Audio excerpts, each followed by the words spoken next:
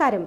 Media for വാർത്തകളിലേക്ക് സ്വാഗതം. ഞാൻ സിജി ജോസ്. ആദ്യം പ്രധാന വാർത്തകൾ നിങ്ങൾക്കായി സമർപ്പിക്കുന്നത് ലക്ഷ്മി ഗോൾഡ്, ഉങ്ങിച്ചോട്, ചെറുശ്ശേരി.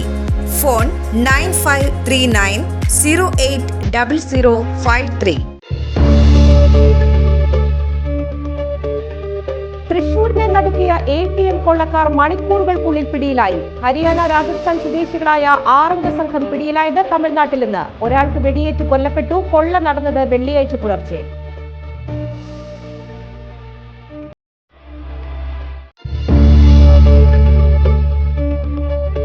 കോൺഗ്രസ് വല്ലച്ചിറ മണ്ഡലം കമ്മിറ്റി വല്ലച്ചിറ പഞ്ചായത്തിലേക്ക് പ്രതിഷേധ ധർണ നടത്തി. DCC ജനറൽ സെക്രട്ടറി TM ചന്ദ്രൻ ഉദ്ഘാടനം ചെയ്തു.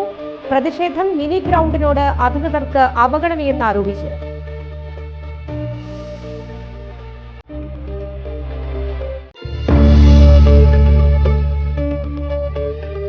EKMU കർഷക തൊഴിലാളി ഫെഡറേഷൻ തൃശൂർ കർഷക തൊഴിലാളി ക്ഷേമനിധി ഓഫീസിലേക്ക് മാർച്ചും ധർണയും നടത്തി. സംസ്ഥാന സെക്രട്ടറി ഗോവിന്ദൻ പള്ളിക്കാട്ടിൽ ക്ഷേമനിധി ഓഫീസ് മാർച്ച് ഉദ്ഘാടനം ചെയ്തു.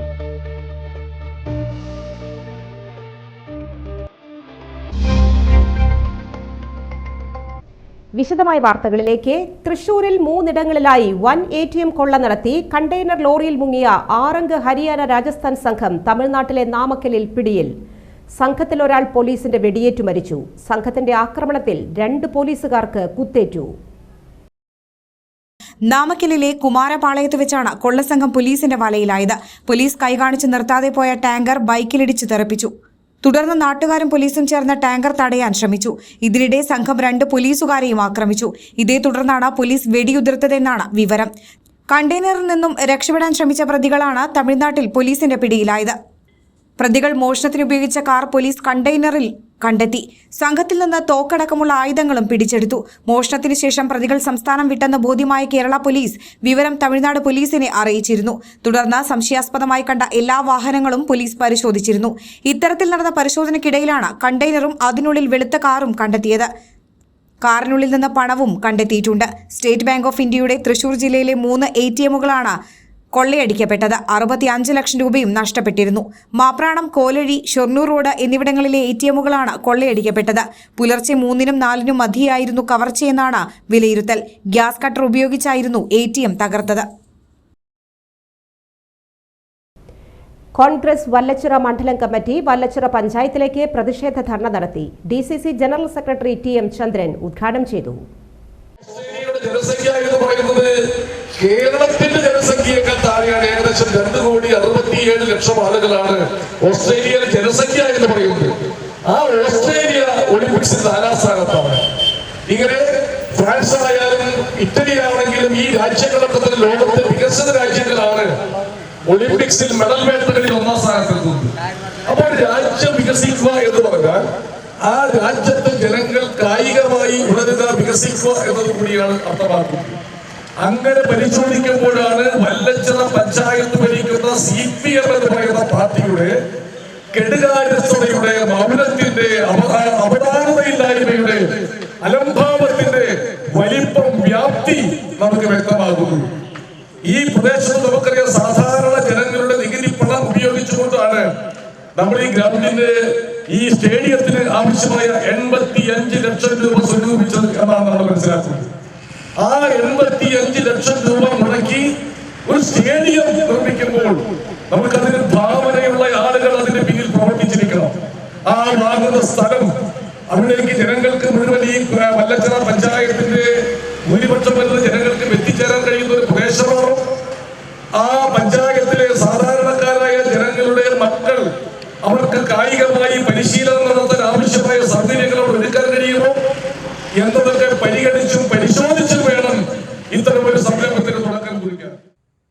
വല്ലച്ചിറ മിനി ഗ്രൗണ്ടിന്റെ ശോചനീയാവസ്ഥ പഞ്ചായത്ത് പ്രസിഡന്റും LDF ഭരണസമിതിയും കണ്ടില്ലെന്ന് നടിക്കുകയാണെന്ന് ആരോപിച്ചായിരുന്നു പ്രതിഷേധം. മണ്ഡലം പ്രസിഡന്റ് സിജോ എടപ്പള്ളി അധ്യക്ഷത വഹിച്ചു. ഏകദേശം 55 ലക്ഷം രൂപയോളം ചെലവിട്ട് ആ സ്റ്റേഡിയത്തിന്റെ പണി പൂർത്തിയാക്കി. ഈ സമയത്തൊക്കെ തന്നെ ഇന്ത്യൻ നാഷണൽ കോൺഗ്രസും അതിന്റെ പ്രവർത്തകരും ഒക്കെ തന്നെ ഈ നിർമ്മാണ പ്രവൃത്തി അശാസ്ത്രീയമാണെന്ന് ഉറക്കെ വിളിച്ചു പറഞ്ഞവരാണ് ഇന്ത്യൻ നാഷണൽ കോൺഗ്രസ്. എന്തുകൊണ്ടെന്നാൽ ഭൂമിശാസ്ത്രപരമായി ഈ ഗ്രൗണ്ട് വളരെ വീതി കുറവും നീളം കൂടുതലുമായിട്ടുള്ള ഒരു പ്രത്യേകതയാണ് ഈ ഗ്രൗണ്ടിനുള്ളത്. ആയതിനാൽ തന്നെ ഈ ഗ്രൗണ്ടിന് ഉതകുന്ന തരത്തിലായിരിക്കണം അതിന്റെ സ്റ്റേഡിയം അല്ലെങ്കിൽ അതിന്റെ നിർമ്മാണം എന്നുള്ളത് അന്നും ഇന്നും എന്നും ഇന്ത്യൻ നാഷണൽ കോൺഗ്രസ് ആവശ്യപ്പെട്ടിട്ടുള്ളതായിരുന്നു. പക്ഷേ അതൊന്നും ചെവിക്കൊള്ളാതെ ഫുട്ബോൾ കളിക്കാൻ മാത്രം മതി അല്ലെങ്കിൽ ക്രിക്കറ്റ് കളിക്കാൻ മാത്രം മതി എന്നൊക്കെയായിരുന്നു അവകാശവാദമെങ്കിലും ഇന്ന് ഒരു ഫുട്ബോളോ ഒരു ക്രിക്കറ്റോ നല്ല രീതിയിൽ ഒരു ടൂർണമെന്റ് കളിക്കാൻ പറ്റുന്ന രീതിയിലുള്ള ഒരു അവസരം ഈ വല്ലച്ചിറ ഗ്രാമപഞ്ചായത്തായിട്ട് നഷ്ടപ്പെടുത്തിയിരിക്കുകയാണ് എന്നുള്ളതാണ് നമുക്ക് പറയാൻ സാധിക്കുക. K Ravindranath, Benny Thekkiniyath, Jayaraj Naduvil, Ramankutty master, P T Antony, P S Kumar, Thomas P D, Shaju Pillassery, Madhusoodanan C S, Varghese Chenath, Wilson P A, Roy Padikkala, Vijayan Kalarikkal എന്നിവർ സംസാരിച്ചു. BKMU കർഷക തൊഴിലാളി ഫെഡറേഷൻ തൃശൂർ കർഷക തൊഴിലാളി ക്ഷേമനിധി ഓഫീസിലേക്ക് മാർച്ചും ധർണയും നടത്തി. സംസ്ഥാന സെക്രട്ടറി ഗോവിന്ദൻ പള്ളിക്കാപ്പിൽ ക്ഷേമനിധി ഓഫീസ് മാർച്ച് ഉദ്ഘാടനം ചെയ്തു. BKMU ആവശ്യപ്പെടുന്നത് പകുതി മാത്രം നൽകിയാൽ പോരാ. ക്ഷേമനിധി ആനുകൂല്യ ആ പദ്ധതി നിലവിൽ വരുമ്പോൾ നിയമത്തിൽ പറഞ്ഞത് പ്രകാരമുള്ള 625 രൂപയെങ്കിലും തൊഴിലാളിക്ക് ഉറപ്പ് നൽകിയത് നൽകാൻ തയ്യാറാകണം. അതുകൊണ്ട് തന്നെ ഞങ്ങൾ പകുതി നൽകുമ്പോൾ ശക്തമായി ആവശ്യപ്പെട്ടതാണ്, ഇനി സർക്കാരിൽ നിന്നോ മറ്റു വിധത്തിലോ ക്ഷേമനിധി ബോർഡിന് പണം വരുമ്പോൾ പകുതി കൊടുത്തത് പൂർത്തിയാക്കിയിട്ട് മാത്രമേ ബാക്കി നൽകാൻ പാടുള്ളൂ എന്നാണ് ഞങ്ങൾ പറഞ്ഞത്. എന്നാൽ ഈ കഴിഞ്ഞ 12-ാം തീയതി ചേർന്ന ക്ഷേമനിധി ബോർഡ് 17-ന് ശേഷമുള്ള തൊഴിലാളികൾക്കും പകുതി നൽകാൻ തീരുമാനിച്ചിട്ടുണ്ട്. അതിനുവേണ്ടി 10 കോടി രൂപ നീക്കിവെച്ചിട്ടുണ്ടെന്നാണ് അറിയാൻ വേണ്ടി കഴിഞ്ഞത്. ഒരു തരത്തിലും അംഗീകരിക്കാൻ കഴിയാത്ത കാര്യമാണത്. തൊഴിലാളിക്ക് 34 വർഷം മുമ്പ് പറഞ്ഞതാണ് 625 രൂപ 60 വയസ്സ് പൂർത്തിയായി പിരിയുമ്പോൾ നൽകുമെന്നുള്ളത്. ഇപ്പോൾ അത് പകുതിയാക്കി വിതരണം ചെയ്യുന്ന രീതിയോട് BKMU ഒരു തരത്തിലും അംഗീകരിക്കാൻ കഴിയില്ല, അതിന് നീതീകരിക്കാൻ വേണ്ടി കഴിയില്ല. BKMU ദേശീയ കൗൺസിൽ അംഗം CC മുകുന്ദൻ MLA അധ്യക്ഷത വഹിച്ചു. ജില്ലാ panchayat president VS Prince, BKMU മുൻ സംസ്ഥാന പ്രസിഡന്റ് AK ചന്ദ്രൻ, രാകേഷ് കണിയാമ്പറമ്പിൽ, KV ഇന്ദുലാൽ തുടങ്ങിയവർ സംസാരിച്ചു. കേരള കർഷക തൊഴിലാളി ക്ഷേമനിധി സംരക്ഷിക്കുക, ക്ഷേമനിധി ആനുകൂല്യങ്ങളുടെ കുടിശ്ശിക വിതരണത്തിന് 500 കോടി രൂപ അനുവദിക്കുക, പെൻഷനും ആനുകൂല്യങ്ങളും കാലോചിതമായി വർദ്ധിപ്പിക്കുക തുടങ്ങിയ പ്രധാന ആവശ്യങ്ങൾ ഉന്നയിച്ചായിരുന്നു പ്രതിഷേധം. അന്തിക്കാട് ICDS-ഉം താന്യം പഞ്ചായത്തും പോഷകാഹാര മാസാചരണം നടത്തി. Panchayat vice president OA Ashraf ഉദ്ഘാടനം ചെയ്തു. സ്ഥിരം സമിതി അധ്യക്ഷൻ സിജോ പുലിക്കോട്ടിൽ അധ്യക്ഷനായി. ജില്ലാ പഞ്ചായത്ത് അംഗം ഷീന പറയങ്ങാട്ടിൽ മുഖ്യാതിഥിയായി. പഞ്ചായത്ത് അംഗങ്ങളായ ഷീജ സദാനന്ദൻ, മീന സുനിൽ, ഷൈനി ബാലകൃഷ്ണൻ, രഹന, ശ്രീകല എന്നിവർ സംസാരിച്ചു. പോഷകാഹാര പ്രദർശനവും ബോധവൽക്കരണ ക്ലാസും സംഘടിപ്പിച്ചിരുന്നു. കയ്പമംഗലത്ത് ഇറീഡിയം തട്ടിപ്പുമായി ബന്ധപ്പെട്ട് കോയമ്പത്തൂർ സ്വദേശിയെ മർദ്ദിച്ച് കൊലപ്പെടുത്തി ആംബുലൻസിൽ ഉപേക്ഷിച്ച കേസിൽ പ്രതികൾ പിടിയിൽ. 9 പ്രതികളെയാണ് അന്വേഷണ സംഘം അറസ്റ്റ് ചെയ്തത്.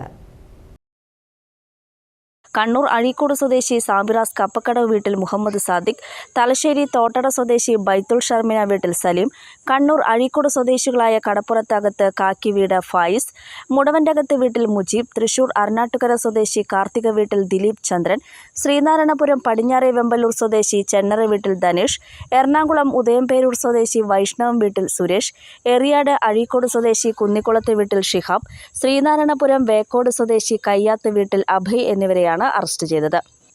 ഇറീഡിയം തട്ടിപ്പുമായി ബന്ധപ്പെട്ടാണ് അരുണിനെ വിളിച്ചു വരുത്തി കൊലപ്പെടുത്തിയത്. സംഭവവുമായി ബന്ധപ്പെട്ട് പോലീസ് പറയുന്നത് ഇങ്ങനെ: കോടികൾ വിലമതിക്കുന്ന റേഡിയോ ആക്റ്റീവ് കപ്പാസിറ്റിയുള്ള ലോഹം റൈസ് പുള്ളർ അഥവാ ഇറീഡിയം സത്യമംഗലം കാടുകളിൽ ആദിവാസികളുടെ കൈവശമുണ്ടെന്നും അത് അവരിൽ നിന്നും വാങ്ങി വിൽപ്പന നടത്തിയാൽ 200 കോടി രൂപ ലാഭവിഹിതം നൽകാമെന്നും വിശ്വസിപ്പിച്ച് വാങ്ങുന്നതിനും മറ്റുമുള്ള ചിലവിലേക്കായി കണ്ണൂർ സ്വദേശിയായ സാദിഖിൽ നിന്നും 65 ലക്ഷം രൂപ അരുണും കൊല്ലം ചവറ സ്വദേശി ശശാങ്കനും ചേർന്ന് മാസങ്ങൾക്ക് മുൻപ് വാങ്ങിയിരുന്നു. ഇറീഡിയം ലഭിക്കാതായതോടെയും ഇവർ തട്ടിപ്പ് നടത്തിയതായും തിരിച്ചറിഞ്ഞതോടെ സാദിഖും കൂട്ടരും 22-ന് രാത്രി തൃശൂരിൽ എത്തുകയും ദിലീപ് ചന്ദ്രനുമായി ഗൂഢാലോചന നടത്തി 23-ന് രാവിലെ പുതുക്കാട് ടോൾ പ്ലാസ പരിസരത്തേക്ക് അരുണിനെയും ശശാങ്കിനെയും വിളിച്ചുവരുത്തി കാറിൽ തട്ടിക്കൊണ്ടുപോയി കല്ലൂർ ഭാഗത്ത് റബ്ബർ തോട്ടത്തിൽ ആളൊഴിഞ്ഞ കെട്ടിടത്തിൽ കൊണ്ടുപോയി മർദ്ദിച്ചു. തുടർന്ന് പ്രതികൾ ചേർന്ന് അരുണിന്റെ മൃതദേഹം കയ്പമംഗലം വഞ്ചിപ്പുര ഭാഗത്തേക്ക് കാറിൽ കൊണ്ടുപോയി. ഈ സമയം മർദ്ദനമേറ്റ ശശാങ്കൻ വീട്ടിൽ നിന്നും ഓടി രക്ഷപ്പെടുകയും ചെയ്തു. കയ്പമംഗലം ഫിഷറീസ് സ്കൂളിനടുത്ത് വെച്ച് ആംബുലൻസ് വിളിച്ചുവരുത്തി അരുണിന് ആക്സിഡന്റിൽ പരിക്കുപറ്റിയെന്നും ആശുപത്രിയിലെത്തിക്കണമെന്നും തങ്ങൾ പുറകെ വന്നുകൊള്ളാമെന്നും ആംബുലൻസ് ഡ്രൈവറെ പറഞ്ഞ് വിശ്വസിപ്പിച്ച് ആശുപത്രിയിലേക്ക് കയറ്റിവിടുകയും ചെയ്തു. ആംബുലൻസ് ഡ്രൈവർ അരുണിനെ ആശുപത്രിയിലെത്തിച്ചപ്പോൾ ഡോക്ടർ പരിശോധിച്ച് മരണം സംഭവിച്ചിട്ട് കുറച്ചു നേരമായെന്ന് അറിയിച്ചതിനെ തുടർന്ന് കയ്പമംഗലം പോലീസ് സ്റ്റേഷനിൽ ഫോൺ വിളിച്ച് അറിയിക്കുകയായിരുന്നു. തുടർന്ന് പോലീസ് ആശുപത്രിയിലെത്തി പരിശോധിച്ചതിൽ അസ്വാഭാവികമായ മുറിവുകൾ കണ്ടതിനെ തുടർന്ന് അരുണിനെ ആംബുലൻസിൽ കയറ്റി വിട്ടവർ ആശുപത്രിയിൽ എത്തിയിട്ടില്ലെന്ന് മനസ്സിലാക്കി അസ്വാഭാവിക മരണത്തിന് കേസ് രജിസ്റ്റർ ചെയ്ത് അന്വേഷണം ആരംഭിക്കുകയായിരുന്നു. Thrissur rural S P Navneeth ശർമ്മയുടെ നിർദ്ദേശാനുസരണം കൊടുങ്ങല്ലൂർ ഡിവൈഎസ്പി വി.കെ. രാജുവിന്റെ നേതൃത്വത്തിൽ 4 സംഘങ്ങളായി തിരിഞ്ഞ് നടത്തിയ അന്വേഷണത്തിനൊടുവിലാണ് പ്രതികളെ പിടികൂടി അറസ്റ്റ് ചെയ്തത്. കൊലപാതകത്തിന് ശേഷം മൃതശരീരം സ്ഥലത്തുനിന്നും മാറ്റുന്നതിനുപയോഗിച്ച കാർ തിരൂർ നിന്നും പോലീസ് കണ്ടെത്തി. കേസിൽ കൂടുതൽ പേർ ഉൾപ്പെട്ടിട്ടുണ്ടെന്നും അവരെ എത്രയും പെട്ടെന്ന് അറസ്റ്റ് ചെയ്യുമെന്നും SP പറഞ്ഞു. കൊലപാതകം നടന്ന നിമിഷനേരങ്ങൾക്കുള്ളിൽ തന്നെ CCTV ക്യാമറകൾ പരിശോധിച്ച് പ്രതികളുടെ യാത്രാവിവരങ്ങൾ ശേഖരിച്ചും തൃശൂർ റൂറൽ സൈബർ സെല്ലിന്റെ സഹായത്തോടെ പ്രതികളുടെ ലൊക്കേഷനുകൾ പരിശോധിച്ച് കാര്യക്ഷമമായി നടത്തിയതിലൂടെയാണ് പ്രധാന പ്രതികളെ എല്ലാവരെയും അറസ്റ്റ് ചെയ്യുന്നതിന് സാധിച്ചതെന്നും പോലീസ് പറഞ്ഞു. കൊല്ലപ്പെട്ട അരുണിനെ ക്രൂരമായി പ്രതികൾ മർദ്ദിച്ചിരുന്നു. അരുണിന്റെ ദേഹത്ത് 70ഓളം മുറിവുകൾ ഉണ്ടായിരുന്നതായി പോസ്റ്റ്മോർട്ടം പരിശോധനയിൽ കണ്ടെത്തി. പ്രതികളെ വൈകിട്ട് കോടതിയിൽ ഹാജരാക്കി. Kaipamangalam police inspector M. Shajahan, SI-മാരായ KS Sooraj, TK Jaison, VM Biju, Hariharan, Muhammad Siyad, വനിതാ GSI PK നിഷി, SCPO-മാരായ മുഹമ്മദ് റാഫി, സുനിൽകുമാർ, ജ്യോതിഷ്, KN പ്രിയ, CPO-മാരായ OF Joseph, Muhammad Farooq, TK Sooraj എന്നിവരാണ് അന്വേഷണ സംഘത്തിൽ ഉണ്ടായിരുന്നത്. മുള്ളൂർക്കര റെയിൽവേ ഗേറ്റിൽ ടോറസ് ലോറി ഇടിച്ചുകയറി. റെയിൽവേ ഗേറ്റ് തകരാറിലായി. ഇന്ന് രാവിലെ 7:30യോടെ മുള്ളൂർക്കര ഭാഗത്ത് നിന്ന് വരവൂരിലേക്ക് പോകുന്ന ടോറസ് ലോറി നിയന്ത്രണം വിട്ട റെയിൽവേ ഗേറ്റിൽ ഇടിക്കുകയായിരുന്നു എന്നാണ് വിവരങ്ങൾ. സംഭവത്തെ തുടർന്ന് ഇതുവഴിയുള്ള റോഡ് ഗതാഗതം തടസ്സപ്പെട്ടു. ബസ്സുകൾ ഉൾപ്പെടെ നിരവധി വാഹനങ്ങൾക്ക് വഴിമാറി സഞ്ചരിക്കേണ്ടി വന്നു. റെയിൽവേ ഉദ്യോഗസ്ഥർ സ്ഥലത്തെത്തി നടപടികൾ ആരംഭിച്ചിട്ടുണ്ട്. വടക്കാഞ്ചേരിയിൽ ടോറസ് ലോറി നിയന്ത്രണം വിട്ട് വൈദ്യുതി തൂണിൽ ഇടിച്ചു മറിഞ്ഞു. മുൻവശത്തെ ടയർ പൊട്ടിയതിനെ തുടർന്നാണ് നിയന്ത്രണം നഷ്ടപ്പെട്ടത്. കരുതക്കാട് FCI ഗോഡൌൺ പരിസരത്തായിരുന്നു അപകടം. ഷൊർണൂർ കൊടുങ്ങല്ലൂർ സംസ്ഥാന പാതയിൽ വടക്കാഞ്ചേരി ഭാഗത്തു നിന്നും കരിങ്കല്ല് കയറ്റി തൃശൂർ ഭാഗത്തേക്ക് സഞ്ചരിച്ചിരുന്ന ടൂറിസ്റ്റ് ലോറിയാണ് അപകടത്തിൽപ്പെട്ടത്. ടയർ പൊട്ടിയ വാഹനം നിയന്ത്രണം വിട്ട് പാഞ്ഞു വരുന്നത് കണ്ട ആക്രിക്കട ജീവനക്കാർ കടയിലേക്ക് ഓടിക്കയറിയതിനാൽ ദുരന്തം ഒഴിവായി. ആക്രിക്കടയുടെ മുന്നിലുള്ള വൈദ്യുതി തൂണിലാണ് വാഹനം ഇടിച്ചു നിന്നത്. ഡ്രൈവറുടെ മനോവീര്യമാണ് വലിയ അപകടം ഒഴിവാക്കിയതെന്ന് കണ്ടുനിന്നവർ പറഞ്ഞു. ഇടിയുടെ ആഘാതത്തിൽ വൈദ്യുത തൂൺ തകർന്ന് മേഖലയിലെ വൈദ്യുത വിതരണം താറുമാറായി. അപകടത്തിൽ ആർക്കും പരിക്കില്ല. ഇന്നത്തെ സ്വർണ്ണവില.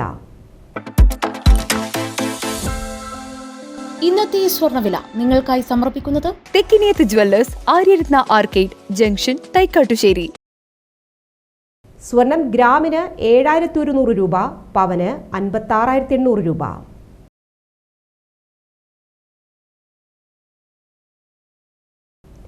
പ്രധാന വാർത്തകൾ ഒരിക്കൽ കൂടി. പ്രധാന വാർത്തകൾ നിങ്ങൾക്കായി സമർപ്പിക്കുന്നത് ലക്ഷ്മി ഗോൾഡ്, ഉങ്ങിച്ചോട്, ചെറുശ്ശേരി. ഫോൺ 9539080053. തൃശൂരിനെ നടുക്കിയ ATM കൊള്ളക്കാർ മണിക്കൂറുകൾക്കുള്ളിൽ പിടിയിലായി. ഹരിയാന, രാജസ്ഥാൻ സ്വദേശികളായ 6 സംഘം പിടിയിലായത് തമിഴ്നാട്ടിൽ നിന്ന്. ഒരാൾക്ക് വെടിയേറ്റ് കൊല്ലപ്പെട്ടു. കൊള്ള നടന്നത് വെള്ളിയാഴ്ച പുലർച്ചെ.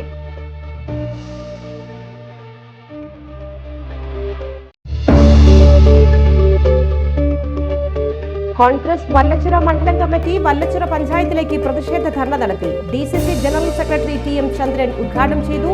പ്രതിഷേധം മിനി ഗ്രൗണ്ടിനോട് അധികൃതർക്ക് അവഗണനയെന്ന് ആരോപിച്ച്.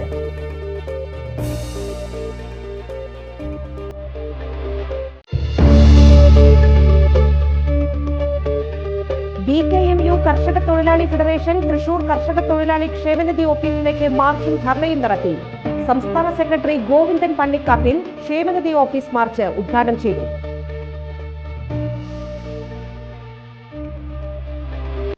ഈ വാർത്താ ബുള്ളറ്റിൻ സമാപിക്കുന്നു. നമസ്കാരം.